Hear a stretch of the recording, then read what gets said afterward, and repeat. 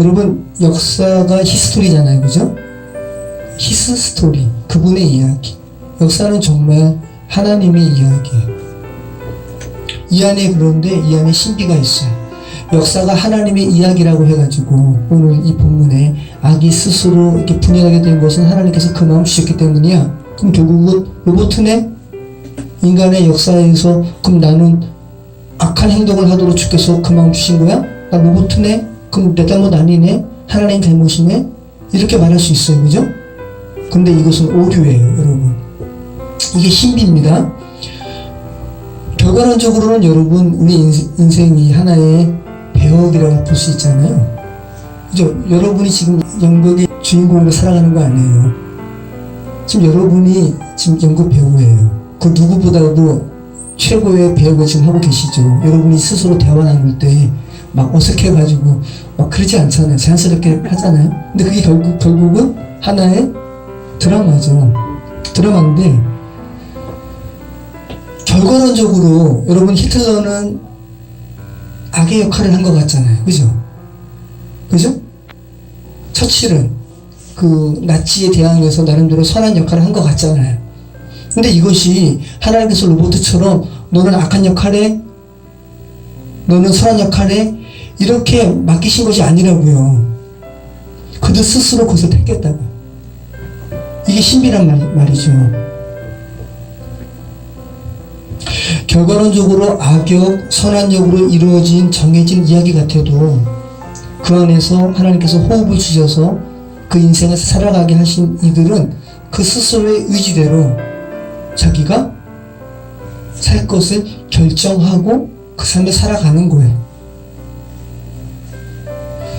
그들의 자유의지로 악한 역할을 하든지 선한 역할을 하든지 그들 스스로가 택한 결과라는 거예요. 여러분이 악한 행동 지금껏 했을 때 여러분 스스로 했잖아요.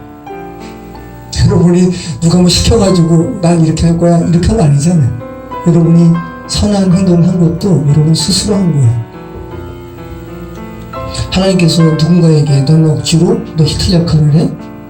너는 윈스턴 처칠의 역할을 해. 이렇게 하지 않으십니다. 저마다 자기의 욕심에 이끌려서 히틀러도 되는 것이고 그렇게 멸망당하는 것이지 하나님께서 그렇게 하시는 거 아니에요. 또 어떤 이들은 나 이렇게 편한 삶 살고 싶은데 복음 전하는 게 가장 우선적인 것이네 라고 하면서 정글에 가서 복음 전하다 죽기도 하고 그 자유의지대로 그렇게 한 것이란 말씀이죠. 그런데 하나님께서는 이러한 각각의 의지대로 살아가는 인생을 시질과 날실로 엮어서 철을 엮듯이 인간이 보기에는 헤아리지 못하게 하셨어요. 그런 가운데 하나님은 당신의 역사를 쓰고 계시는 거예요. 히스토리를. 그리고 그 하나님의 역사는 결국은 악의 멸절로 귀결되는 것이고 또 궁극적인 하나님의 승리라는 복음으로 완성되는 것이 하나님의 역사죠. 이러한 내용이 성경에 담겨 있는 거예요. 그래서 이것을 사람들은 섭리라고 이야기합니다. 성경에 섭리라는 말은 없어요. 단어는. 근데 성경은 섭리로 가득 차 있어요. 에스더서에 하나님이라는 말이 있어요, 없어요? 하나도 없어요. 하나님이라는 단어가 없어요, 에스더서에. 그런데 에스더서는 하나님의 히스토리죠. 하나님의 섭리로 가득한 책이죠. 여러분, 악한 일도, 이거 참 무서운 말입니다. 악한 일도 인간들이 자유의지로 할 수 있다는 것은 정말 무서운 말이에요. 왜냐하면 자유의지로 악을 택했기 때문에 그 악에 대해서 책임을 회피할 수가 있어요, 없어요? 회피할 수가 없어요. 그런데 악이 주는 이 달콤함과 악이 주는 이런 풍요함을 자유의지로 거부하고 하나님께서 보시기에 선을 택한 사람은 정말 하나님께서 귀하게 보시는 거죠. 오늘 말씀에 굉장히 흥미로운 구절이 있지 않습니까, 여러분?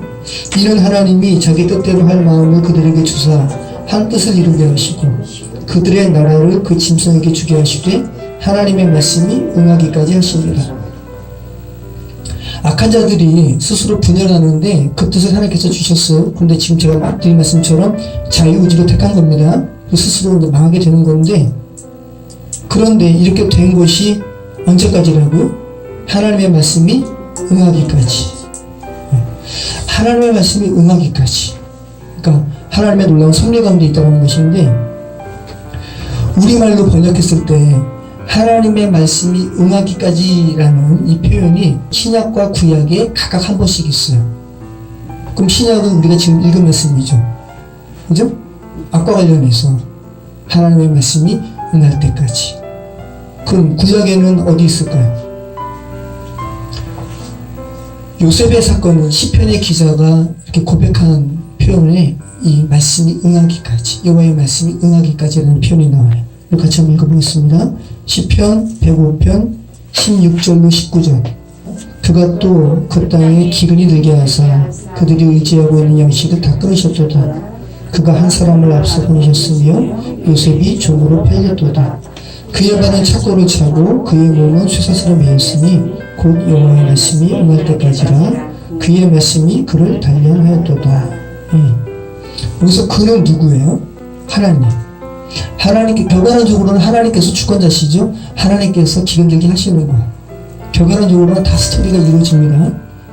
근데 그 안에서 살아가는 이들은 자유의지로 살아가는 거예요.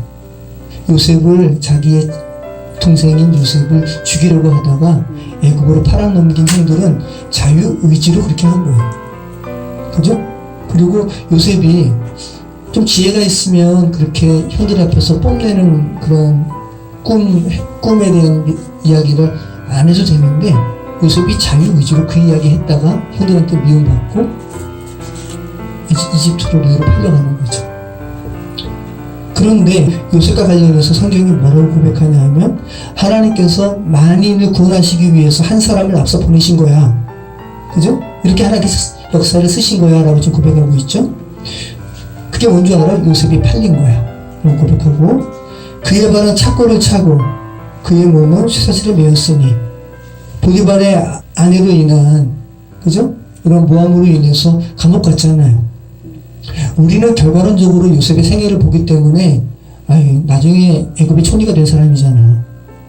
감옥에 그거 모둥이 뭐 성경의 주인공이니까 견딜 수 있지. 그게 아니죠. 요셉이 발에 착고에 채이고 감옥에 갔을 때 요셉은 죽고 싶었을 거야. 그죠? 우리가 겪는 고통, 인간의 고통 다 겪는 겁니다. 그런데 언제까지 요셉이 그렇게 고통당한다는 거예요? 하나님의 말씀이 응할 때까지. 그의 말씀이 그를 단련하였도다. 이렇게 말씀하고 있죠. 그러니까 지금 여러분, 제가 드리는 말씀은 하나님의 말씀이 응하기까지라는 이렇게 번역된 개역 개정의 이 구절이 신약과 구약에 각각 한 번씩 있는데, 한 번은 하나님의 사랑과 관련해서, 그죠? 하나님의 역사와 관련해서 하나님의 말씀이 응할 때까지. 또 하나는 악이 스스로 망하는 게 하나님의 말씀이 응할 때까지. 이렇게 표현되고 있다는 것은, 이 인생을 살아가는 모든 인간은 각각, 그죠? 이 두 가지 경우 중 하나에 맞닥뜨리게 되는 거죠. 두 가지 경우가 다 오는데 결국은 본인이 선택하는 거예요. 역사를 살아가는 이들은 삶의 모양과 처지는 각각 다를지라도, 조금씩 다를지라도 결국 하나님의 말씀이 응하는 두 가지 경우 중 하나를 살아가는 거예요. 자기가 선택해서. 하나는 악이 멸망하는 말씀이 응할 때까지고, 또 하나는 하나님의 사랑으로 단련받는 그런 경우죠. 여러분의 의지로 선택하는 거예요. 여러분의 관심은 지금 어느 편에 있는지요? 한번 진지하게 살펴보시기 바랍니다. 대다수가 세상에 잘 되는 것에 관심이 있죠. 정말 고통받더라도 하나님의 관심이 있는 곳에 대다수 그리스도인들도 거기 있지 않아요. 우리가 똑같이 음녀로 불리우는 큰 성 바벨론에서 우리 살아갑니다. 죄가 파생된 세상 속에서 살아가요. 그 악을 인지하지 못하고 그 시스템 가운데 일시적이고 표피적이고 아주 가치 없는 결국은 가치 없다고 고백하여질 것들을 여러분 붙들고 살아갈 것인가?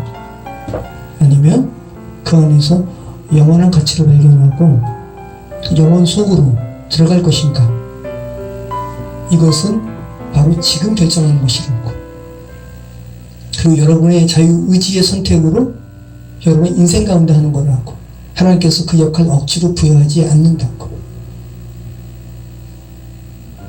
모쪼록 저와 여러분의 삶에 악의 멸망으로서의 하나님의 말씀이 응하는 것이 아니라 하나님의 뜻이 온전히 서는 그 의미로서 주의 말씀이 응하는 그런 인생 되시기를 축원합니다.